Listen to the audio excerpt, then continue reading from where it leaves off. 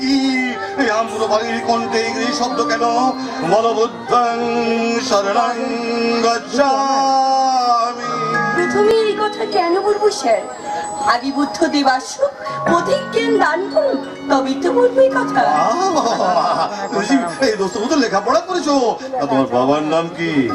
আমার বাবার নাম গুরুদাস দত্ত, বাড়ি আমার ভক্তিনগর। আহা, ভক্তি ছাড়া মানুষের মুক্তি নেই, তাই তো আমি প্রতি বছর ভক্তিমূলক ছবি তৈরি করে যাই।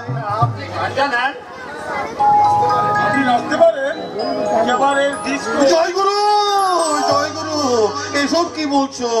আমার তো সব ধর্মমূলক ছবি। হ্যাঁ, ধর্মমূলক ছবিতে অভিনয় করবো বলেই তো আমার দাদা আমাকে সিনেমায় অভিনয় করার অনুমতি দিয়েছে। শাশ্বত ভারতবর্ষের সনাতন কাকাতু শীতল, পরেশ, তোমরা বাইরে যাও। এই ডাক্তার রামকি রাজার জয় কেমন তালিম দিলে আমি একটু দেখিনি। যাও।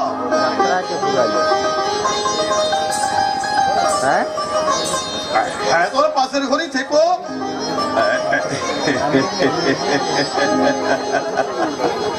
জয় গুরু। নাও দোপাটি, আমার সাধনার মন্দিরের ওই দুটো শ্মশানের চন্ডালের কথা বাদ দিয়ে তুমি এখন আম্রপালির নাচ শুরু করে দাও। কেন নাচ শুরু করার আগে আমাকে আরেকবার ভালো করে ওই রিহার্সালটা বুঝিয়ে আবার বোঝাবেন? বোঝার কি শেষ আছে গণপতি বাবু? বুঝতে বুঝতে এই জ্যান্ত জীবনটাই এই বোঝার মরচে ধরে গেল। মানে বুঝেছেন না? বোঝান। হ্যাঁ, কাশীর ষোড়শ জনপদে সর্বশ্রেষ্ঠ সুন্দরীর অর্থকী আম্রপালি রাজপুত চলেছে নিশিত অভিশাপ। তার যৌবন ছন্দিত পদক্ষেপণে বেঁচে উঠেছে পাগল করানো। আর বাদল সমত্ত যৌবনা নর্তকী আম্রপালি তার রাতের অতিথির উদ্দেশ্যে গেয়ে ওঠে।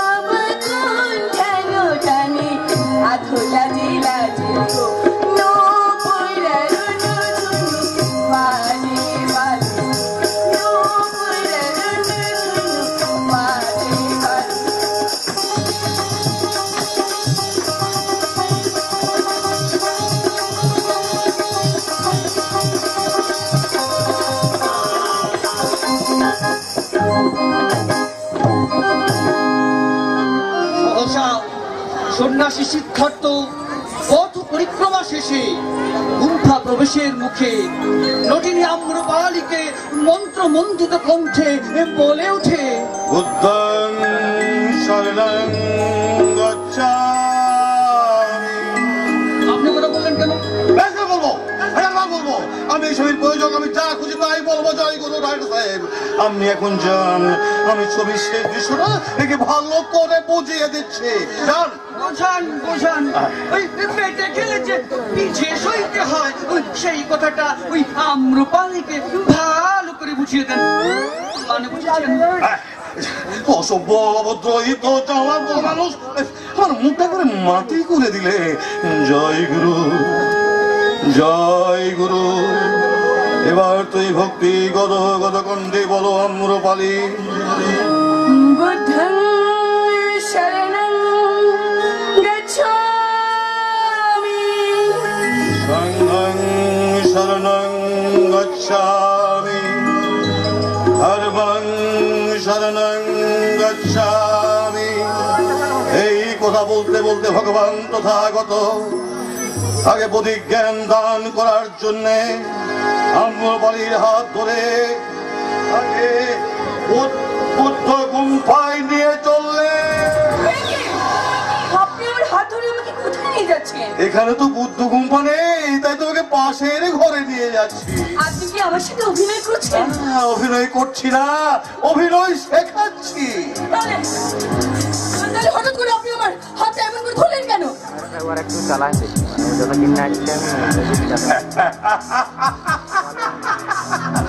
হাত সরিয়ে নিলেও তুমি কিন্তু আমার হাত থেকে রক্ষা পাবে না দুপাটি দত্ত।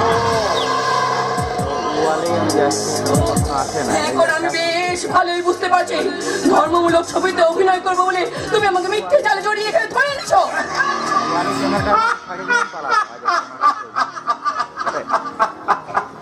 এত পরে বুঝলে? এটা যদি আমি আগে বুঝতাম তাহলে আপনাদের এই মেয়ের ধরা ফাঁদে আমি কখনোই পা দিতে আসতাম না।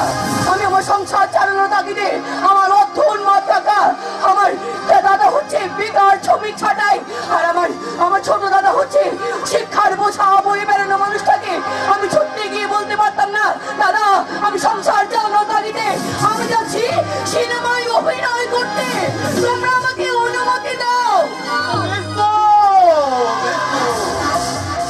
টাকা নিয়ে গিয়ে বাড়ি চলে যাবে, আর তারপর তুই সেখানে গিয়ে বলবে ইন্টারভিউতে পাস করেছো। তুমি হবে আমার ভক্তিমূলক ছবির হিরোইন। কথা দেখা যাও। আমি টাকা চাই না, আমি আপনার দুটি পায়ে ধরে বলছি আপনি আমাকে ছেড়ে দিন। তা কি করে হয়? তা কি করে হয়? মাইকেল বলেছেন নর দিল ক্ষুধা, নারী দিল সুধা, এই সুধাই ক্ষুধাই মিলে জয় গুরু।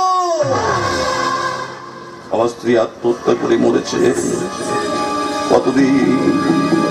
কতদিন আমি সুধা না খেয়ে উপোস করে আছি।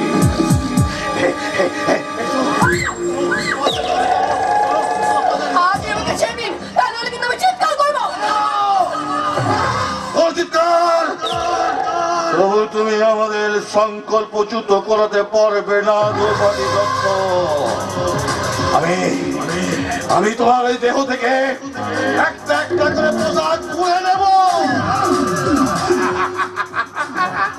তারপর আমি আমার একাধিক কর্মচারী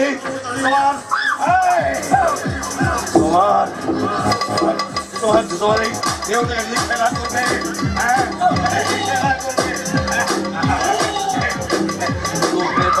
তোমার উলঙ্গ যৌবন ক্যামেরাম্যান ছবি তুলবে, তখন জাতিগত প্রাণকে নিন বাবুরা, বেকার সমস্যায় জর্জরিত মেরুদণ্ডহীন যুব সম্প্রদায় আর রাজনীতির ট্যাবলেট খেয়ে মাতাল হয়ে যাওয়া দেশবাসী, তোমরা তাদের অবহেলিত শরীরের দেহগুলোকে ওই সম্মান করতে অফিসে টেনে নিয়ে গিয়ে জরুরি সম্মান দিয়ে এসেছো। সংসার চালানোর তাগিদে চাকরি করতে গিয়ে কুমারী দুপাটি দত্ত বাড়ি ভেঙে নিয়ে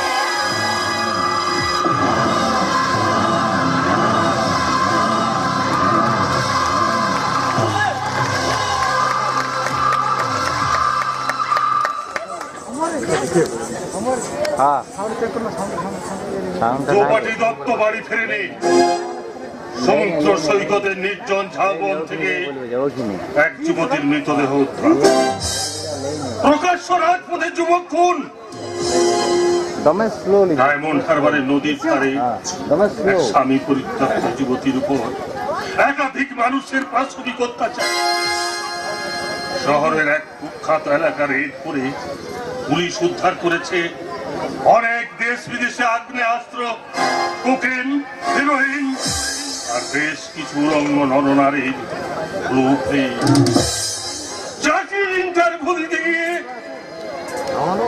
কুমারী নয়না সেনগুপ্ত আর বাড়ি ফেরে। এই যে শুনছো, শোনো। হ্যাঁ, এই যে পার্বতী, আমার বোন, আমার বিশ্বাস করতে পারছে। হ্যাঁ কিছুক্ষণ আগে ফিরেছে। আচ্ছা পার্বতী, তুমি কি জানো ও চৌরাস্তার মোড়ে যে ছেলেগুলো বসে থাকে চায়ের দোকানে, তারা কি বিদিশাকে রেখে শীষ দেয়? আমি জানি না। ওর স্কুলের সহপাঠী ছেলে বন্ধুরা ওরা ওকে আইসক্রিম কিংবা ফুচকা কিংবা কমসে কম ভেলপুরি খাওয়াতে দেখলে তুমি বলতে পারো? এসব কি বলছো তুমি? সুকান্তের একটা কবিতায় লেখা আছে বিপজ্জনক আঠেরো। বিপজ্জনক আঠেরো এটা যেন প্রতিজ্ঞাবদ্ধ। এরা শুধু ভাঙতেই জানে, এরা শুধু ভাঙতেই জানে। তাই তো এইসব 18 বছর বয়সী ছেলেমেয়েদের উপরে ওদের নজর বেশি। কাদের কথা বলছো তুমি? যারা অন্তত 2 বার 18 অতিক্রম করেছে, যারা 3 বার 18 অতিক্রম করে 54 কোঠায় পা দিয়ে আবার চুলে কলম দিয়ে নতুন করে যুবক শক্তি দেয়, যারা ছুটন্ত একরাশ ফুটন্ত যৌবনকে নিয়ে যারা মিটিলে স্লোগান দেওয়াচ্ছে, ইয়াংকি কালচারের ট্যাবলেট খাইয়ে ইয়াং জেনারেশনকে মস্তান বানিয়ে যারা দোপারি দত্তের বাড়ি ফেরা বন্ধ করে দিয়ে, আমি সেই সব 4-18-72 দলকেই আমি তো বলছি। তোমার 18 বছরের কুমারী বোন বিদেশা কি কাল থেকে ঘন্টা দিয়ে স্কুলে যাবে নাকি? বেরি দুলিয়ে চোখে কাজল দিয়ে মৌরির মতো নাচতে গেলে কাল থেকে আবার খবরের কাগজে লেখা হবে অষ্টাদশী বিদিশা মুখার্জি স্কুল থেকে বাড়ি ফেরেনি। তুমি কি পাগল হয়ে গেলে নাকি? সমাজ বিজ্ঞান নিয়ে এমএ পাস করে সাংবাদিকের চাকরি করছো, সমাজ শিক্ষার উপরে তুমি থিসিস লিখছো। লেখা বন্ধ। কেন? কি হবে লিখে? যে শিক্ষা সমাজ গড়ে সে শিক্ষা ব্যবস্থারই তাই ক্রাইসিস হয়ে গেছে। স্কুল কলেজের রেজাল্ট আউট হওয়ার আগেই এই সমস্ত খাতাপত্র মুদির দোকানে ঠোঙা হয়ে যায়। বিজ্ঞান সমাজকে নিয়ে ডিস্কো রাখাচ্ছে, যৌবনে ধরেছে ঘুম পোকা। তার কারণ আমি দেখতে চাই না। মাকে দেখতে আসছে আমার ভাই পবিত্র, তুমি তোমাকে একবার দেখিয়ে নিও। তার আগে তোমাকেও একবার দেখতে নেওয়া উচিত পারবো, কারণ এবারের বড় বউটির স্বামীর প্রতি এত শ্রদ্ধা কেন? শ্রদ্ধা তুমি আশা করো কি করে? কাগজের জন্য তো তুমি অনেক সংবাদ সংগ্রহ করো, কিন্তু নিজের স্ত্রীর কোনো খবর তুমি রাখো কি? বলতে পারো এই 3 বছরের বিবাহিত জীবনে আমাকে তুমি ডেইলি লিফট ছাড়া আর কি দিয়েছো? ভালোবাসা। মতো ডায়লগ বলছো। ভালোবাসা শব্দের মানে তুমি জানো? অভিধান খুলে দেখতে হবে। তার আগে নিজের ভাই বউ লোকাকে তুমি দেখে এসো। ড্রেসিং টেবিলের সামনে কা গয়না পরে কিরকম নায়িকার মতো সাজছে। ওর বড় লোক ব্যবসায়ী বাবা গণপতি গোস্বামী ওকে দিয়েছে, আমার মেয়েও ভাই তবেন্দ্র ওকে দেয়নি। তোমার ধারণা ভুল। আমার ধারণা ভুল হতে পারে না পার্বতী। আমার মা আমাকে ভুল শিক্ষা দেয়নি। আমি আমার সেই নির্ভুল শিক্ষা ছড়িয়ে দিয়েছি আমার 2 ভাই আর 1 বোনের জীবনে। হয়তো সত্যকে জয়ী করার জন্য আমার মেয়ে ভাই তবেন্দ্রকে করেছি ব্যারিস্টার। দেখো আজ সেই মামলার রায় বেরিয়েছে দাদা। আমি টোটালি সত্যের ওপর আর্গুমেন্ট করে আমার মক্কেলকে জিতিয়ে দিয়েছি। দেখো পার্বতী, এই হলো আমার নির্ভুল ধারণার কথা। আর প্রশাসনকে দুর্নীতি মুক্ত করার জন্য আমি আমার ছোট ভাইকে করেছি পুলিশ অফিসার। দেখো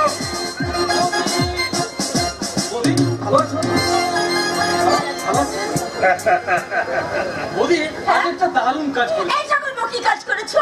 এক গৃহবধূকে পুড়িয়ে মারার অপরাধে তার শ্বশুর আর শাশুড়িকে লকআপে ঢুকিয়ে দিয়েছে। একটু বিশ্রাম নেই। আমার বিশ্বাসের বিশ্রাম নেওয়ার সময় নেই।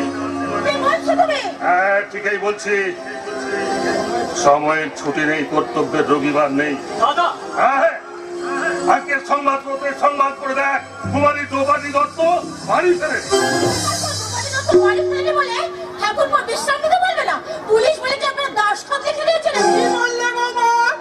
শুভেন্দুর বউ হয়ে তোমার মুখ থেকে আমি এসব কি কথা শুনলাম? পুলিশ হলেও ছোট ঠাকুর মতো মানুষ। মানুষ হলো সাধারণ মানুষ নয়। পুলিশ ছুটি নেবে না। না নেবে না। পুলিশকে ছুটি নিতে গেলে পরে পুলিশের গায়ে থেকে পুলিশের পোশাকটা খুলে ফেলতে হবে।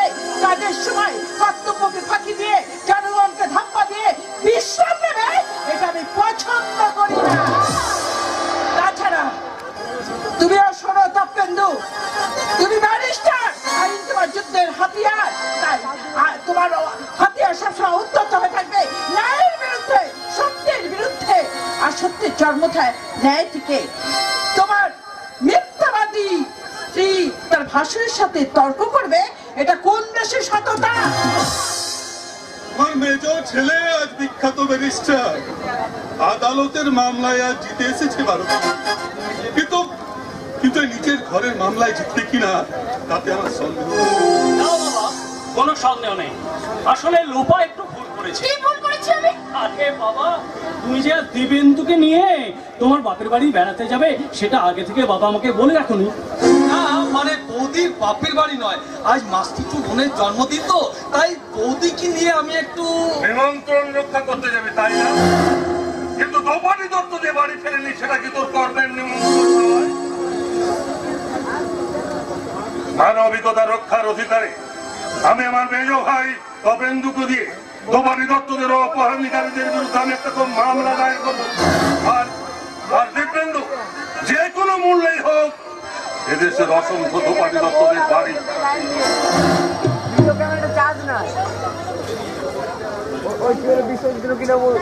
জয় গুরু, জয় গুরু। একেই বলে সৎ সাংবাদিক। শুধু অন্বেষণ করলেই তো হবে না বাবাজি, ওই দ্রৌপদীর অপহরণকারী সমাজবিরোধীদের অবিলম্বে গ্রেপ্তার করতে হবে। আসুন আসুন বেআই মশাই। যে বললাম না বেআই মশাই, কারণ ঘটনাটা ঘটেছে আমারই এলাকায়, তাই তো তাদের যাতে প্রতিকার হয় এই সেই ব্যবস্থায় করতে এলাম। জয় গুরু। আপনি এসে খুব ভালো করেছেন। হ্যাঁ, আমিও তো মানুষ বাবাজি। ওই যে গান খুব ওই রেকর্ডে বাজছে, ওই বোধহয় রবীন্দ্রসঙ্গীত হবে। মানুষ মানুষের জন্যে, জীবন জীবনের জন্যে, একটু সহানুভূতি কি মানুষ পেতে পারে না? ও বন্ধু, মানুষ মানুষের জন্যে।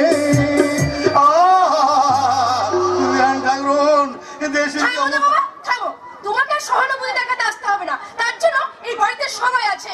দিদি, আমি গয়না ফয়না করে রান্না করে যাচ্ছি। কোথাকার কোন দ্রৌপদী দত্ত বাড়ি ফিরেনি বলে তার জন্য তার রান্নাঘর বন্ধ থাকবে না। মাকে আমার গয়না পরলে বড় সুন্দর মানায়। তা হ্যাঁ গো বড় মেয়ে, তুমি গয়না পরো না কেন? এবারে আমি গয়না পরি না, আমি অনেক গয়না পরি, তবে সে ভালোবাসার গয়না তো, তাই খালি চোখে দেখা যায়। শুভেন্দু, তুই কিছু বলবি না? কি ভাবছিস তুই? আর ভাবমা শেষ পর্যন্ত তাহলে আমার বিশ্বাস বাড়ি ফিরবে না? যে সমাজ গড়ার স্বপ্নে আমি বিভোর হয়ে আছি, শেষে কি সেই স্বপ্নেও আমার খুন হয়ে যাবে এই সব সংসারের লোভের। দাদা, তাই এসেছে সংবাদপত্রের রিপোর্টার শুভেন্দু মুখার্জির বাড়িতে আজ থেকে 3 বছর আগে প্রবেশ করেছে। বাবা, আপনি আপনি আপনি কি দেখে পছন্দ করে দিচ্ছিলেন আপনার বৌমাকে? বলুন। বলতে পারবো না শুভেন্দু, আমি বলতে পারবো না। তবে আমি আমার অক্ষমতা স্বীকার করে বলছি, ঈশ্বরচন্দ্র বিদ্যাসাগরের বর্ণ পরিচয়ের পথ মুখ্য রং, তাতে আকারে যোগ করলে যে জানা ছিল না বাবা, জানা ছিল না।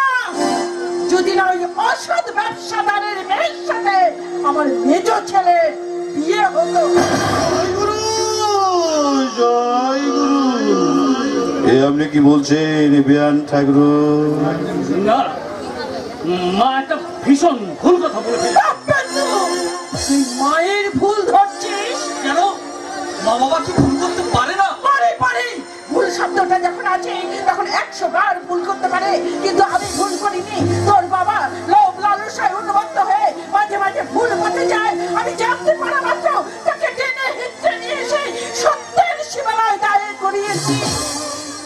যদি না করতাম তাহলে তোদের গড়ে পিঠে নির্ভুলে কামার সবাই মানুষ করতে পারতাম না। এত সহজে তুই ব্যারিস্টার হতে পারছিস না, এত সহজে পুলিশের পোশাকটাও তোর গায়ে উঠতো না। সত্য আমার মতো সত্যের একমাত্র সূর্য হচ্ছে আমার 7 টাকার সন্তান শুভেন্দু, 7 টাকার সন্তান। 7 টাকার সন্তান কোথার মানে কি? মানে ঠিক এই কে 7 টাকার সন্তান? ওই শুভেন্দু হ্যাঁ ওর মায়ের 7 টাকা দিয়ে কেনা সন্তান না।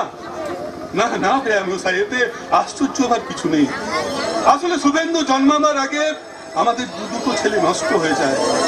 তাই দেখে আমাদের কুলপুরোহিত বলেছিলেন এবার ছেলে হলে তাকে দায় মায়ের কোলে তুলে দিয়ে 7 টাকা দাম দিয়ে কিনে দিতে। তারপর আমাদের শুভেন্দু হলো।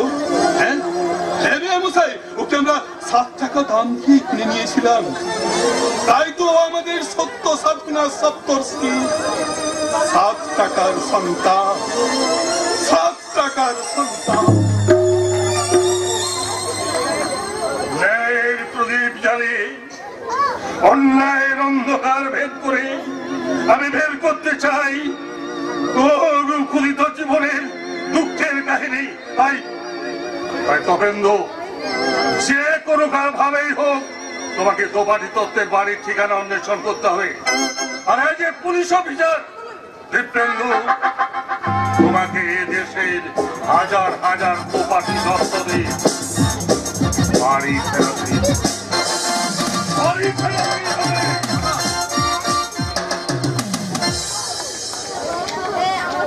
সবাইকে দাদার বাড়াবাড়ি আমার একদম সহ্য হয় না। করোনা সহ্য করো না, প্রতিবাদ করো। এখন শ্রী রামকৃষ্ণ পরমহংসদেব বলেছেন সবল করতে না পারলেও হোস করতে ছেড়ো না। মানে আপনি কি বলছেন? আসলে তোমাদের দাদা সস্তার নেতা সেজে দেশের মানুষের কল্যাণ করে রাতারাতি দেশটাকে স্বর্গ বানাতে চায়। মূর্খ, মহামূর্খ, ছেড়ে ছেড়ে শোষক শাসকের ভূমিকায় অবতীর্ণ। আর যাই হোক, এদেশের মঙ্গল কখনো হয় না, এ কথা পাগলেও বুঝতে পারে। জয় গুরু, জয় গুরু। আপনি কি এক্ষুনি চলে যাচ্ছেন? ওই পল্লিবার এন্টারপ্রাইজে আমার কাজের পাহাড় জমে যাচ্ছে। জয় গুরু। কাজ ছাড়া কি মানুষ আছে বাবা? আপনি মেয়ের বাড়িতে এসেছেন, কিছু মুখে না দিয়ে যদি চলে যান তাহলে। জয় গুরু, জয় গুরু। আমি আর একদিন এসে মানে খেয়ে যাবো। মানে এখন আমি ওই সন্ধ্যায় ওই গুরু বন্দনা না করে জলস্পর্শ করি না বাবাজি। আমি বরং আরেকদিন আসবো, তখন ওই দুদিনের খাবারটা একসাথে খেয়ে নেবো। তুই বরং লোপামাকে সঙ্গে করে একদিন আমার বাড়িতে এসো, তোমার সাথে আমার অনেক কথা আছে। জয় গুরু, জয়। কথা শুনবে মেজদা, শুনবে। বিনা প্রতিবাদে তুমি ওই বড় লোক শ্বশুরের কথা তুমি শুনবে। ওদের ইচ্ছের সিঁড়িগুলোকে মারিয়ে মারিয়ে তুমি সৌভাগ্যের স্বর্ণ শিখরে ওঠার চেষ্টা করবে মেজদা, করবে না। তা কি করে সম্ভব? ওখানে প্রাচুর্য আছে, প্রাণ নেই, ওখানে অহমিকা আছে, কিন্তু আন্তরিকতা নেই। তাই আমি আমার মহান আদর্শকে বিসর্জন দিয়ে, কিন্তু লোপা তো তার বাবার একমাত্র সন্তান, তার সুখ শান্তির কথা না না না আমি কিছুতেই ভাবতে পারছি না। আমি কিচ্ছু ভাবতে পারছি না। আমি কিচ্ছু ভাবতে পারছি না। কিচ্ছু ভাবতে পারছি না।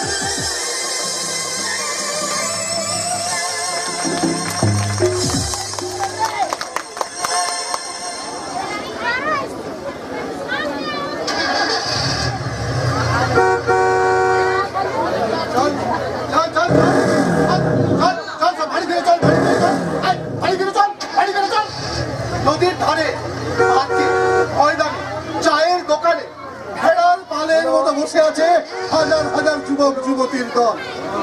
শহরের বাপ এই পবিত্র গ্রামকে গ্রাস করে ফেলেছে। ওই দেখো এখানে কম বসে আছে জোড়ায় জোড়ায়। কোথাও 3টে ছেলে একটা মেয়ে, কোথাও আবার 4টে মেয়ে একটা ছেলে, কোথাও 25 বছরের তরুণীর সঙ্গে হাফ বৃদ্ধ, তো কোথাও 50 বছরের বৃদ্ধার সঙ্গে 25 বছরের যুবক। এই কি গো হুজুর, জুজুর ভয়ে তোমরা বাড়ি থেকে পালিয়ে এসেছো? হ্যাঁ, বেকার যন্ত্রণার জুজু, চাকরিতে প্রমোশন না পাওয়ার জুজু, ডবল প্রেমে পথ হারানোর জুজু। তোমাদের লজ্জা করে না? হ্যাঁ, রানা প্রতাপের বংশধরেরা বিপুল বিক্রমে ঢালনায় ভেজাল বসাচ্ছে, আর তোমরা কেরানি জুজুর কেরানি ছেলেদের দল, কেউ স্ত্রীকে ঠকিয়ে কেউ স্বামীকে ফাঁকি দিয়ে এখানে এসে এক্সট্রা পেমে বস গলাইছো। হ্যাঁ চাচা চাচা চাচা, তুমি কাউকে কিছু না বলে বাড়ি থেকে পালিয়ে এসছো, আর জগদীশটা তো বাড়িতে বসে তোমার কোথায় তো ভাবছে। কিন্তু আমাকে যখন সারা ভারতবর্ষের কথা ভাবতে হবে, তাই তো এই স্বাধীন ভারতবর্ষের জমিতে আমি ভেড়া চড়াতে এসেছি। মানে শুদ্ধ ভাষায় যাকে লোকে বলে মেষ পালন। ওই দেখো একদল মেষ কেমন চোখ বুঝে ঝিমুচ্ছে। এই তোমরা সব কোথাকার ভেড়া গো? হ্যাঁ, কি বললে? ভেড়া নও, মানুষ। বুঝেছি বুঝেছি বুঝেছি, তোমরা সব পূর্ববঙ্গ থেকে, আসাম, পশ্চিম পাঞ্জাব, সিংহল থেকে জান মান নিয়ে এখানে চলে এসেছ। 7 পুরুষের ভিটে 14 পুরুষের স্মৃতি সব ফেলে চলে এসেছ। চাচা কেন? যারা তোমাদের মেষ বানিয়েছে তাদের বিরুদ্ধে প্রতিবাদ করতে পারে। বুঝেছি বুঝেছি, তোমাদের সাহস হয়নি তাই তো। আচ্ছা দাঁড়াও দাঁড়াও, আমি এখন ক্ষুদিরামকে ডেকে নিয়ে আসছি। চাচা ক্ষুদিরাম,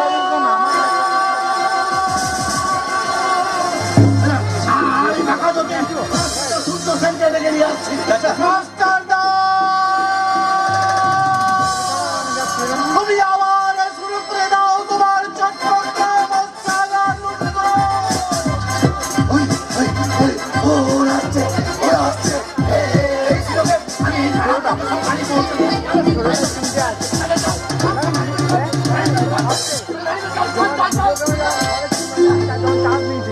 চাচা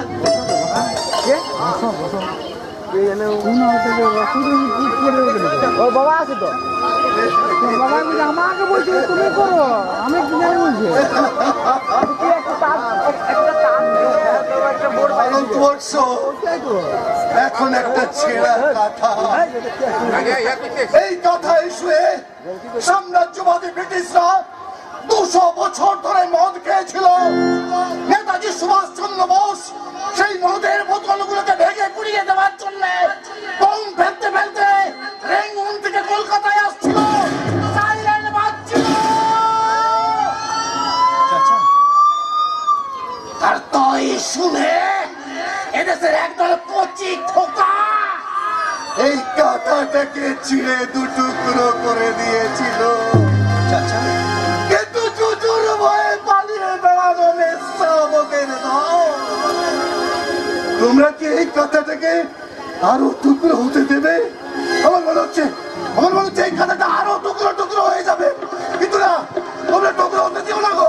এই কাঁথাটাকে তোমরা আর টুকরো টুকরো।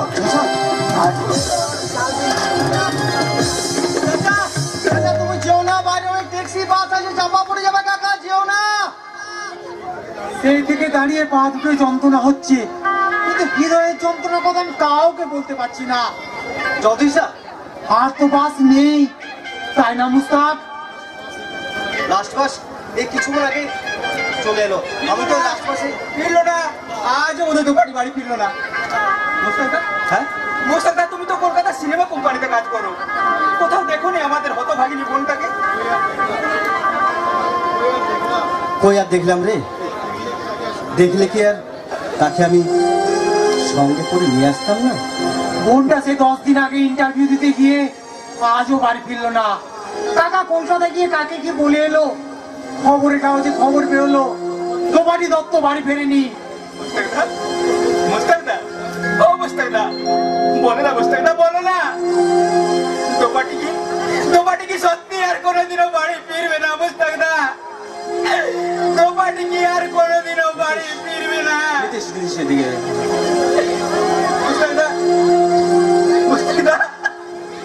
দোপাটি কি আর কোনোদিনও বাড়ি ফিরবে না? অবস্থায় না। কাঁদিস না রে মুছিরে কান্না হাসির খেলা এই তো জীবন। কাঁদিস না রে মুছিরে কান্না হাসির খেলা এই তো জীবন।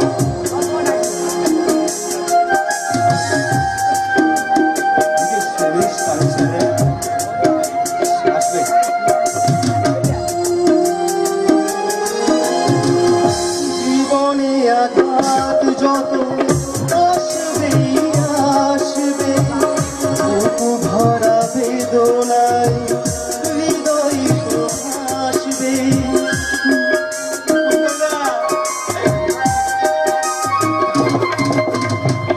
জীবনে আঘাত যত